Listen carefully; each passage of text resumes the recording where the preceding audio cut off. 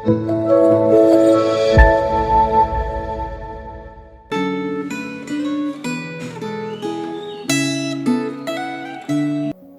saudara-saudara yang dikasihi Tuhan, bersyukur untuk sebuah kesempatan yang Tuhan berikan kepada kita untuk kembali merenungkan firman Tuhan. Saya mengajak setiap kita untuk memulai perenungan kita hari ini dari sebuah kitab yang baru, yaitu kitab Imamat. Kita akan sama-sama membaca dari Imamat pasal yang pertama.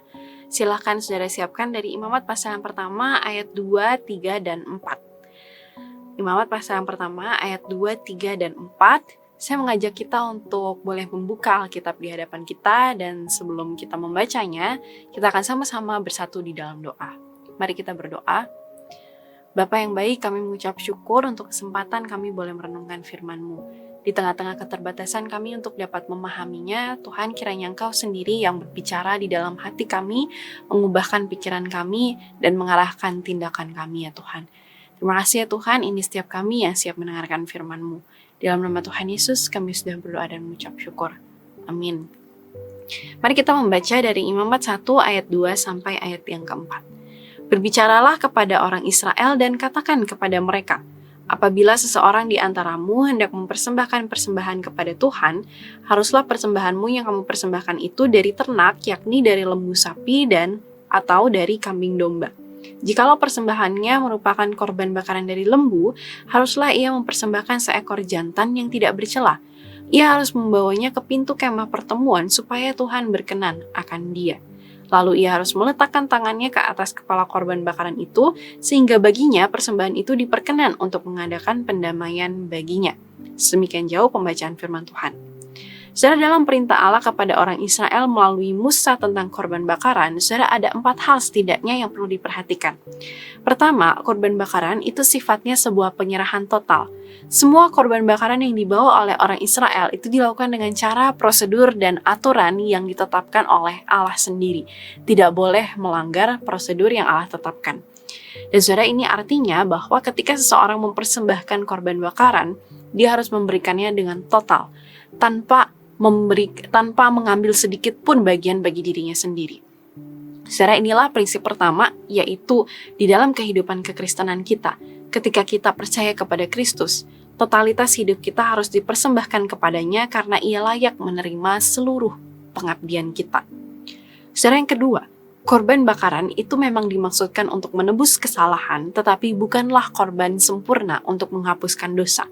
Artinya apa, saudara? Seseorang boleh membawa korban bakaran, tetapi yang menentukan ia diampuni atau tidak, itu bukan korbannya, tetapi belas kasihan dan anugerah Allah sendiri. Secara korban bakaran mengingatkan bahwa upah dosa adalah maut, dan dosa hanya dapat dihapuskan oleh darah yang tertumpah. Dan ketika seseorang datang membawa kurban, dia harus meletakkan tangannya di atas kepala hewan kurban sebagai tanda bahwa kurban itu menggantikan kesalahan dan dosa-dosanya. Saudara, dosa adalah masalah serius yang harus diatasi hanya dengan mempersembahkan kurban. Dan ketiga, saudara, kurban bakaran itu harus yang terbaik dari jenisnya, yang terbaik, yang tidak ada cacatnya. Saudara, Allah memberikan beberapa jenis panduan bergantung pada kurban yang dibawa. Ada lembu sapi, ada kambing domba, dan ada unggas burung tekukur atau anak burung merpati.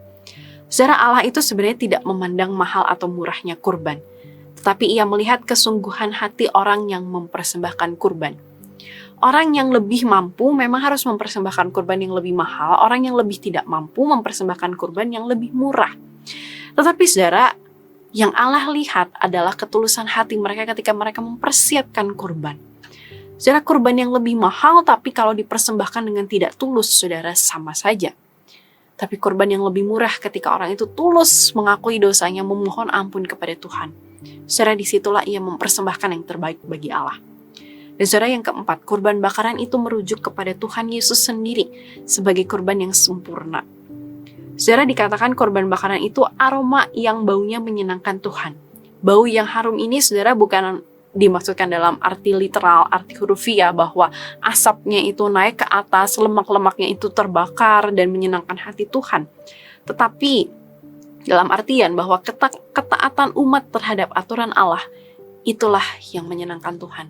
Ketika umat itu berhasil taat, menjauhi dosa, memohon ampun atas kesalahan dan tulus ikut Tuhan, saudara, disitulah Allah melihat kesungguhan hati umatnya. Saudara, apakah kita sudah meneladani ketaatan Kristus yang menyerahkan dirinya sampai mati? Ya, sudah menggantikan kita. Saudara, kalau dirinya sendiri dia berikan bagi kita, saudara, apa lagi yang kita tahan untuk tidak kita berikan kepadanya? Saudara, ketaatan kepada Allah bukan lahir dari ketakutan kita akan hukumannya, melainkan kita taat karena Ia sudah terlebih dulu mengampuni kita. Maka kita menyerahkan diri sepenuhnya. Mari kita berdoa. Ya Tuhan, kami ingin menyerahkan diri kami sepenuhnya. Kami ingin taat ikut Tuhan tanpa kompromi. Kami ingin memohon ampun atas kesalahan kami, bukan hanya ketika kami datang ke gereja di hari Minggu, tetapi hari demi hari ya Tuhan. Ketika kami melakukan kesalahan, kami ya Tuhan, senantiasa ingatkanlah kami ya Tuhan, bahwa kami harus berjalan di jalan yang benar. Kami harus berjalan sesuai dengan kehendak-Mu. Inilah setiap kami ya Tuhan, bantulah kami menjalani kehidupan kami hari lepas hari. Di dalam nama Tuhan Yesus kami sudah berdoa dan mengucap syukur. Amin.